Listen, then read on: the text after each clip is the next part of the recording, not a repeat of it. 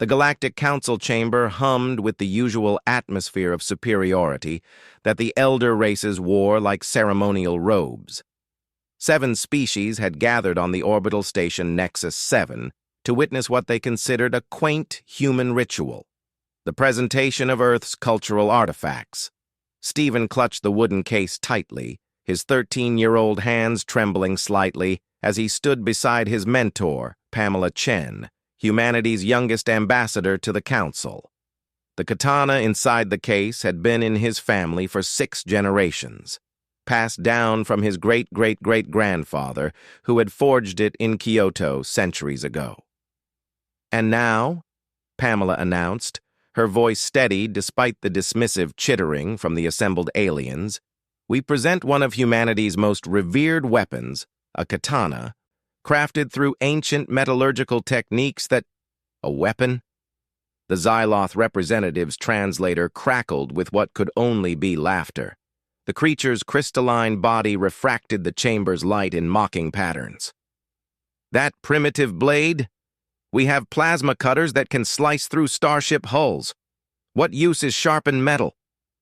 The Kryn delegate, a being of pure energy contained in a magnetic field, pulsed with amusement.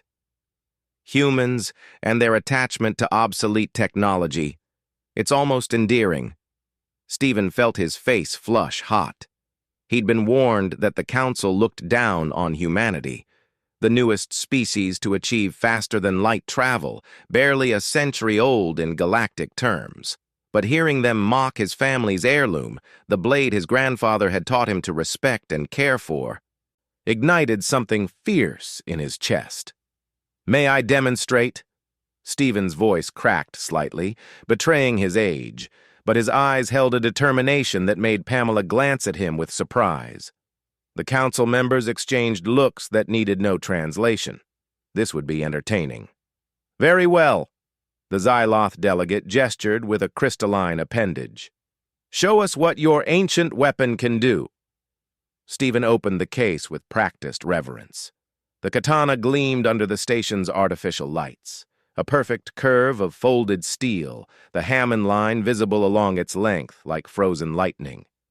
He'd spent hours maintaining this blade, learning the forms his grandfather had taught him before the old man passed. "The Vrex combat drones," Stephen said quietly, looking up at the towering insectoid Vrex commander. "I've read they're considered unbeatable in close-quarters combat. Their exoskeletons can withstand directed energy weapons." The Vrex's mandibles clicked with what might have been pride. "Indeed, young human, our warriors are superior to— I'd like to face one with this sword." The chamber fell silent. Even Pamela turned to stare at Stephen, her diplomatic composure cracking. "Stephen, we discussed—" "One drone," Stephen insisted. "Standard combat protocols. If I fail, humanity withdraws our petition for advanced technology sharing. If I succeed, the Council acknowledges that perhaps you don't know everything about humans yet." The audacity of it rippled through the assembly. The Xyloth delegate's crystalline form practically vibrated with glee. "Accepted. This will be a valuable lesson about knowing one's place in the cosmic order." 20 minutes later, Stephen stood in the station's training arena, the katana feeling both familiar and impossibly heavy in his hands. Across from him, a Vrex combat drone powered up, its 6 limbs ending in molecular sharp claws, its exoskeleton gleaming black under the arena lights. These machines had carved through fortified positions during the Kryn-Vrex War. They were, by all accounts, perfect killing machines. The Council watched from the observation deck, their anticipation palpable. Pamela's face was pale, her hands pressed against the transparent barrier. The drone attacked. It moved like liquid death, faster than Stephen's eyes could track. But his grandfather's voice echoed in his memory. "Don't watch with your eyes.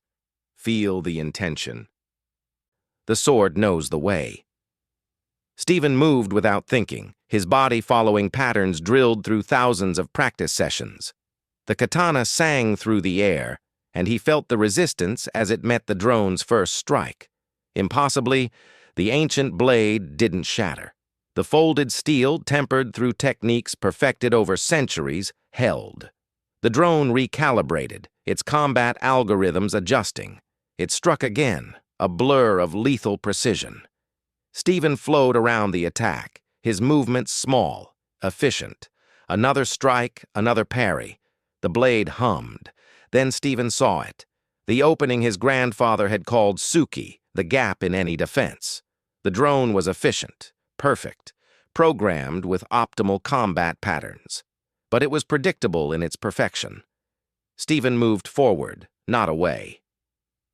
The counterintuitive motion caught the drone's processors off guard for a fraction of a second. It was enough.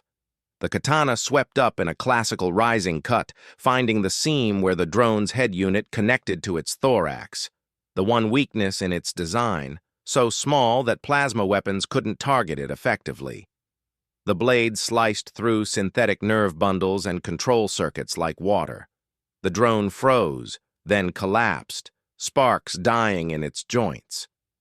Silence gripped the observation deck. Stephen stood panting, the katana still raised, a single drop of hydraulic fluid sliding down its edge. He lowered the blade slowly, then performed a proper chiburi, the ritual cleaning motion, before sheathing it. "The blade isn't the weapon," he said, his voice carrying clearly in the stunned quiet. "The human wielding it is. You call our technology primitive because it doesn't glow or hum or calculate at quantum speeds. But we spent thousands of years perfecting the art of applying force with precision. We learned patience, timing, and the understanding that sometimes the oldest solutions work because they were refined by countless lives, countless battles, countless masters passing knowledge to students." He looked up at the council, no longer the nervous boy who'd entered the chamber.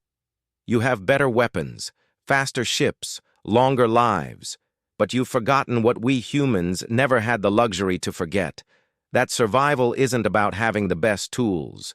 It's about mastering whatever tools you have."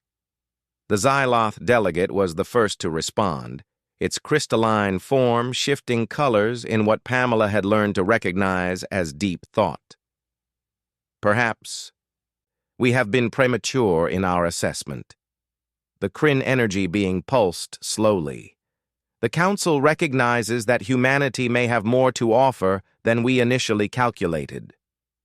Pamela stepped forward, her diplomatic smile returning, though her eyes shone with barely contained pride. "Then perhaps we can discuss that technology-sharing agreement after all." As the council members began speaking among themselves, reconsidering positions held for centuries, Stephen carefully returned the katana to its case. His hands were steadier now. His grandfather would have been proud. The ancient sword had spoken. The council had finally learned to listen, and humanity's place among the stars had changed forever, not through superior technology, but through the timeless power of skill, determination, and the refusal to be underestimated. Outside the station's windows, Earth hung blue and white in the void, home to a species that had just proven that sometimes the oldest weapons in the right hands could still change the galaxy.